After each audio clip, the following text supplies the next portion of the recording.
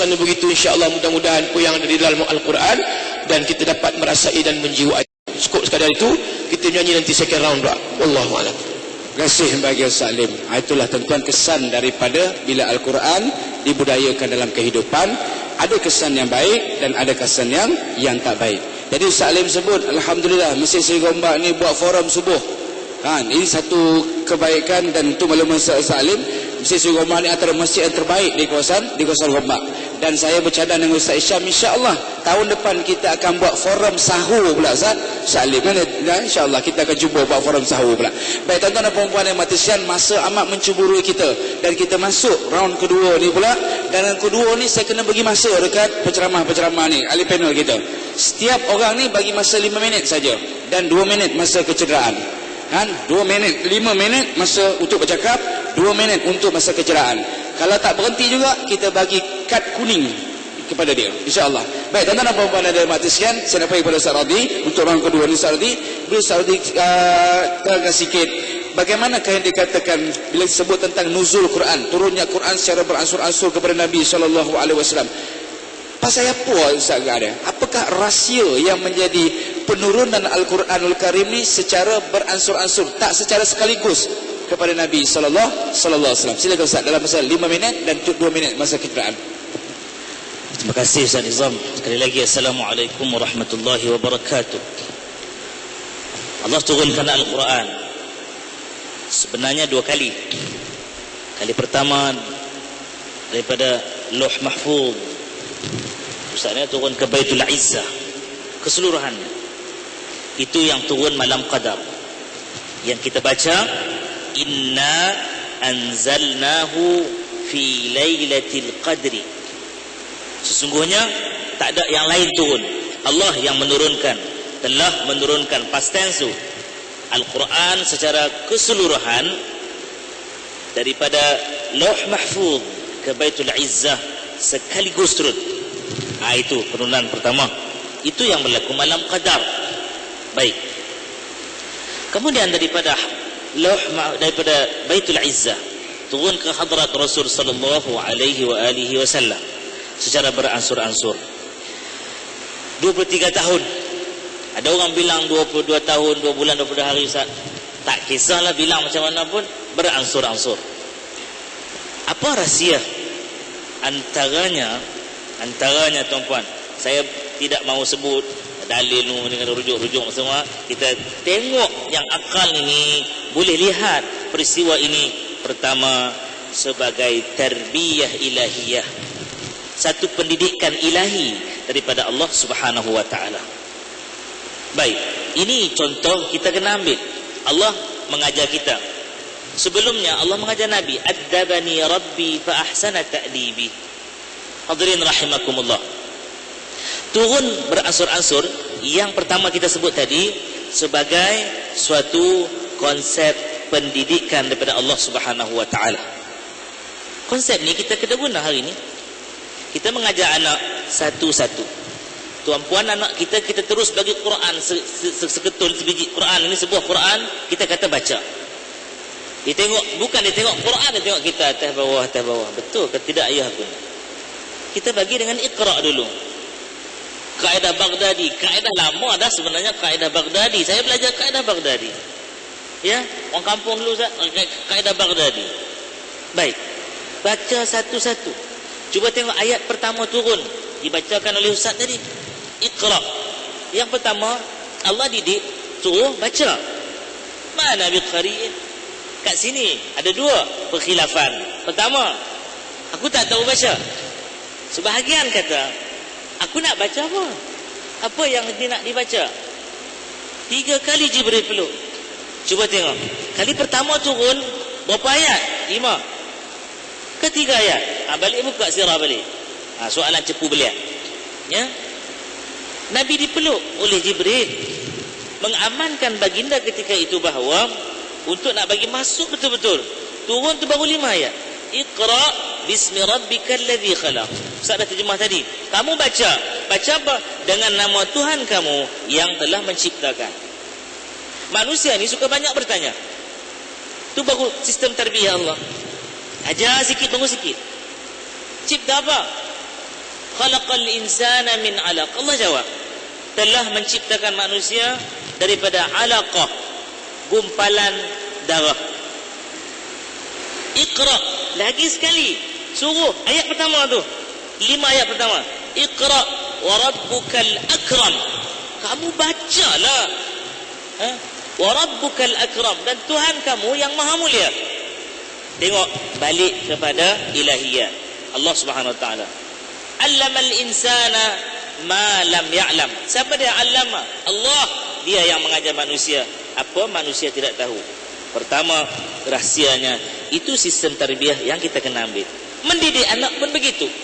Mendidik anak jangan sekaligus tengok Quran turun bagaimana, ya, satu-satu. Dan mendidik anak, Ali bin Abi Talib radhiyallahu taala an sebut, kamu jangan susah hati nak didik anak ni. Duk cakap di mulut tu kamu jangan susah hati, tapi kamu susah hatilah, kata Ali bin Abi Talib radhiyallahu taala an, apa yang kamu buat dalam rumah. Apa yang kamu buat dalam rumah? Tuan-puan, dalam rumah kita sekarang, kita baca Quran tak hari-hari? Datang forum nuzul Quran, balik kejap lagi tak baca Quran. Macam Ustaz Alim sebut tadi, nun jadi nak. Baca juga, balik sekejap lagi nak baca. Lepas subuh, alif lam. Anak datang, mim, sambung ke bapak dia. Hari ni 17 Ramadan, patut kita sampai juzuk ke 17. Soalan lagi tuan-puan, kita sampai juzuk ke berapa sekarang ni? Atau baru muka surat 17? Atau baru ayat 17? Tepuk dada tanya iman sendiri. Baik, kita baca di rumah. Baca di rumah, baca sikit-sikit. Baca sikit-sikit. Tuan-puan, ada terjemahan cerita Ustaz Alim tadi. Imam Syafi'i pernah 7 putaran tawaf itu, dia sempat khatam Quran. Lalu orang tanya mustahil. Ini orang yang suka guna akal sendiri. Mustahil, dia kata mustahil. Dia tak diberi kurniaan keluasan masa. Al-birru tazidul umur. Dia tak baca hadis tu. Benda yang baik ini menambahkan umur, usia. Tambah dekat mana? Allah bagi keluasan masa. Kita tak dapat benda tu. Kita kata mana boleh. Bila Allah beri keluasan masa, kita boleh khatam Quran waktu sahur macam Imam Abu Hanifah rahimahullahu ta'ala. Baik, kita baca lagi Quran sikit-sikit. Ni nak promosi ni, promosi yang package nak habis ni, ya. Nabi sebut dalam satu hadis, ya, ada 2 jaluran riwayatnya. Nabi kata, wa man tala fihi ayatan minal Quran. Dalam Ramadan ni, barang siapa yang telah baca, bukan dia telah baca, past tense, dia dah baca dah satu ayat daripada Quran, fihi itu Ramadan, Allah bagi pada dia pahala 1 khatam Quran di bulan yang lain. Tak mau ke? Wadduha, kedebuk 1 pahala. Wallaili idza saja, kedebuk 1 pahala. Jenuh bubuh dalam almari tuan-puan. Kalau nampak tu rahsia, tak nampak. Kedua, Allah turunkan ini supaya manusia boleh menerima secara ijmali, boleh menerima secara hakiki, boleh menerima secara rasional, boleh menerima secara bahawa ini Tuhan yang Maha Kaya mendidik manusia. Bagaimana? Kita tengok ya, turun sikit-sikit. Bangsa Arab dahulu peminum arak. Dahulu ketika jahiliyah, ya, mula-mula turun ayat, ya, kalau siapa yang mabuk, la taqrabus salah, kata Allah Ta'ala, wa antum sukara, kamu janganlah mendekati salat. Bukan sembahyang, mendekati salat. Kena faham. Setengah orang kata kita kadang bagi nasihat pada anak muda, jangan duduk macam-macam ni, suami isteri ke? Ustaz, dia kata kita orang bukan berzina. Kita baca ayat, la taqrabuz zina. Allah kata jangan mendekati zina. Orang Arab dia dengar turun ayat ni, mereka kata mabuk-mabuk tak boleh, lupa bacaan. Ada sebab menduzul dia. Baik, turun lagi, ya, akan arak ini dia manfaat dia sikit je daripada keburukan dia besar sangat. Orang tanya apa manfaat? Musim-musim sejuk minum alkohol bagi panas badan sikit. Manfaat dia sikit je, sedangkan keburukannya rosakkan hati dan sebagainya. Baik, kita ringkas. Turun yang ketiga. Mula-mula siapa mabuk tak pergi sembahyang dah. Kemudian dia kata tuan minumlah, bukan ada faedah pun. Datang yang ketiga. Yang ketiga turun Allah kata fajtanibu, kamu semua kena jauh terus Allah, tak boleh. Kenapa? Min amali syaitan. Ini kerja setan. Ketika itu mereka tak terkejut. Sikit, pak, tinggal habis. Tuan-puan, orang biasa makan monyet, tiba-tiba tuan-puan kata tak boleh, kena makan ayam. Dia guna akal dia. Dia kata ayam makan tai, monyet makan boh, mana lagi bagus? Kita pun sedap-sedap habis sembelih monyet juga. Tak boleh. Kita kena tune balik. Nak tune ni bukan sehari, ambil masa. Ketiga, Allah Subhanahu Wa Taala rahsia turun sikit ni nak tunjuk bahawa Allah mengetahui apa yang nak berlaku di masa depan. Dia tahu siap dah. Allah tahu siap dah. Jadi kalau orang tengok Quran turun sebegitu, dia tak boleh fikir bahawa huwa alimul ghaibi wasyahadah. Dialah yang mengetahui benda yang tersembunyi dan yang jelas. Siapa? Allah. Kita ambil contoh Zaid. Kan anak angkat Nabi SAW. Zaid bila sebelumnya berkahwin dengan Sayyidah Zainab, ya,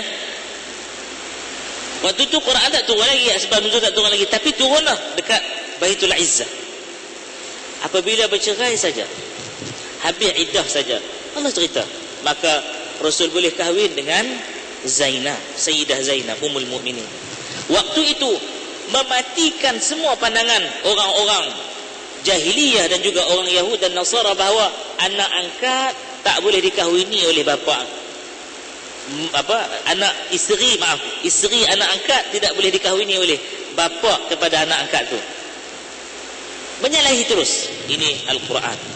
Yang ketiga, Al-Quran diturunkan beransur-ansur supaya manusia ini tenang hatinya. Nabi pernah ada rasa susah hati. Susah hati macam mana? Ya, aku lupakan ni, aku akan lupakan ni. Allah terus turunkan dalam suratul A'la, sanuqri'uka fala tansa. Dan kami akan baca pada kamu, kamu tak lupa, jangan susah hati. Hadirin rahimakumullah, rahsianya banyak. Tetapi hadirin rahimakumullah, saya nak tutupkan dengan asbabun nuzul. Kita tengok sebab-sebab turun. Jika kita belajar satu ilmu asbabun nuzul, tuan-puan boleh beli macam-macam, tapi jangan lupa berguru. Nak beli kitab Asbabun Nuzul An-Naisaburi, boleh, ada guru. Kat situ kita akan lihat satu-satu ayat turun ada sebab-sebab dia. Jadi kita nak memahami bahawa alam ini terjadi juga bukan sia-sia. Allah sebut dalam surah Ali Imran, ayat saya tak ingat hujung-hujung tu, ma khalaqta hadza batila. Orang yang digelar sebagai al-albab, orang yang ada lub, mata hati. Al-albab itu bukan pintu tu dah. Al-albab ni orang cerdik pandai. Orang ini dia lihat Allah cipta siang malam, ya, silih berganti. Lalu dia fikir tak sampai fikiran dia. Dia kata ma khalaqta hadza batila subhanaka faqina adzabannar. Kadang tak sampai akal kita fikir. Waktu itu kita akan kata, engkau tak ciptakan sesuatu ini sia-sia, hindari aku daripada api neraka Allah. Hadirin rahimakumullah, untuk hal rahsia yang banyak lagi kita jumpa lah guru-guru mursyid kita akan dihalusi lagi. Beratus-ratus rahsia akan terbit daripada penurunan yang beransur-ansur ini. Inilah kayanya Allah Subhanahu Wa Taala. Allahu a'lam. Terima kasih bagi Ustaz Fatih. Dan kita untuk Ustaz Kamal sama juga masa yang kita bagi tadi, minta Ustaz Kamal. Ustaz, kalau kita tengok Quran ni macam-macam nama. Alkitab ada, Tanzil ada, Az-Zikri ada. Jadi kita nak tengok apakah sifat-sifat Al-Quran ni yang boleh mengantar manusia cepat untuk mendapat apa yang kita panggil mardatillah. Silakan Ustaz. Saudara pengurusi, Allah menamakan Al-Quran dengan berbagai-bagai supaya orang lebih mengenali Quran. Macam kita lah, kita ada nama macam-macam supaya orang lebih kenal kita. Jadi macam tu juga Quran. Bila Allah namakan Az-Zikri, Al-Furqan dan macam-macam, tujuannya supaya kita lebih mesra dengan Quran. Kalau nama satu saja, jadi orang tak mesra sangat. Nama saya Kamal Ash'ari, saya Ustaz Kamal, saya tak? Ustaz K, saya. Jadi orang lebih mesra. Kalau kat kampung nama lain pula, adik-beradik panggil lain, orang yang sama. Sebab apa? Supaya melahirkan orang yang mesra dengan Quran. Itu satu. Saya takkan ambil masa banyak. Tapi kalau saya ambil sikit, nanti Ustaz Alim dia ambil masa saya. Baik. Jadi tuan-tuan sekalian, yang kedua, bagaimana untuk kita lebih mendekati akan Al-Quran? Tidak ada cara lain. Nabi sebut, tuan-tuan sekalian, kepada mak bapa, adibu auladakum, didik anak kamu, kata Nabi, dengan salah satu akhsal, didik dengan 3 perkara asas. Salah satunya ialah tilawatil Quran, kepada membaca Quran. Sebab tuan-tuan sekalian, untuk kita menjadikan anak kita dan kita sendiri mesra dengan Quran, Quran tadi disebut awal oleh Ustaz Rabdi tadi, dia menjadi sahabat qarib kita, tuan-tuan sekalian. Sebab itu kalau kita tengok para ulama dulu, tuan-tuan sekalian, disebut tadi ni dengan Imam Syafi'i, dengan Imam Ahmad Hanbal, dengan Imam Abu Hanifah, dengan apa tu Hamkanya dan sebagainya. Mereka ini begitu rapat dengan Quran. Ya, kenapa?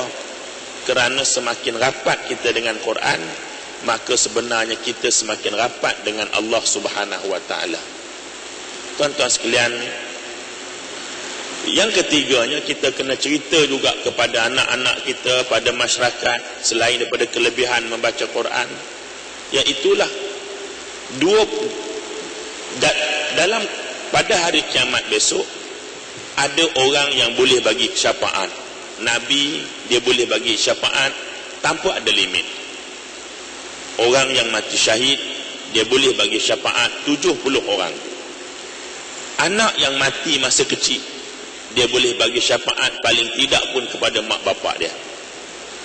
Jadi tuan-tuan, bagi kita yang tidak syahid, tuan-tuan sekalian, bagi kita yang bukan Nabi, bagi kita yang tak ada anak mati masa kecil, rupanya Nabi SAW sebut, pada awal perbicaraan datang kepada Allah 2 amalan. Yang satunya mengatakan, wahai Allah, aku datang ini untuk memberi syafaat kepada Tuanku. Dia ceritalah begini. Maka amalan itu ialah Al-Quran. Jadi orang yang baca Quran, dia layak untuk mendapat syafaat daripada Quran. Tadi hadis disebut oleh Ustaz Halim awal tadi ni, dia akan datang pada hari kiamat untuk beri syafaat. Yang keduanya, amalan yang boleh bagi syafaat bagi kita yang tak mati syahid, anak tak mati, Nabi memang tak ada adalah tuan-tuan sekalian. Maka amalan yang kedua datang pada Nabi, pada Allah, memohon syafaat, ialah puasa. Ini sebagai tambahan sajalah, walaupun kita nak sembang tentang Quran. Jadi puasa pun minta. Kenapa Allah tidak tolak permohonan 2 amalan ini? Quran minta, ya Allah, boleh tak aku nak bagi syafaat pada orang ni? Allah tak tolak, Allah izinkan. Puasa pun macam tu juga. Puasa minta syafaat, nak bagi syafaat, Allah Ta'ala kata okey. Sebab apa? Pertamanya, kerana Quran itu adalah kalam Allah. Tuan-tuan sekalian, kita kalau kita nak rapat dengan makwa kita ke, kekasih kita ke, kita selalu tuan-tuan baca surat dia. Ingat tak tuan-tuan masa bercinta dulu, bedak bubuh bedak, surat bubuh bedak Amami, ataupun bedak Putih Kura. Baik. Jadi dalam sampul surat tu, Ustaz Lain tahulah dia selalu bubuh bedak Amami. Baik. Kita selalu ulang-ulang baca, ya. Kerana apa? Dengan kita baca tu, hilang rindu kita pada kekasih kita. Sebab itu tuan-tuan sekalian, ulama dulu bila dia rindu dengan Allah, dia pergi dengan Quran. Rindu dengan Allah, pergi dengan Quran. Maka dengan membaca Quran itu akan terubat rindu kita dengan Allah. Ya, maka kerana itu tuan-tuan sekalian, marilah sama-sama bersempena dengan bulan Quran, bersama dengan nuzul Quran ini, kita tanamkan azam tuan-tuan sekalian, untuk kita menjadikan Al-Quran itu sebagai sesuatu yang boleh kita jadikan amalan harian, dan insya-Allah dia akan membawa kita bertemu dan beri syafaat di hadapan Allah Subhanahu wa taala. Assalamualaikum warahmatullahi wabarakatuh. Cantik sekali bahasa kan? Itulah tuan-tuan bagaimana nama dan sifat-sifat yang ada kepada Al-Quran. Baik tuan-tuan, dan seterusnya kepada yang berbahagia Ustaz Salim, minta Ustaz Salim untuk kita tunjukkan bagaimana kehebatan bukti ternyatanya Al-Quran ini mampu mengubah dan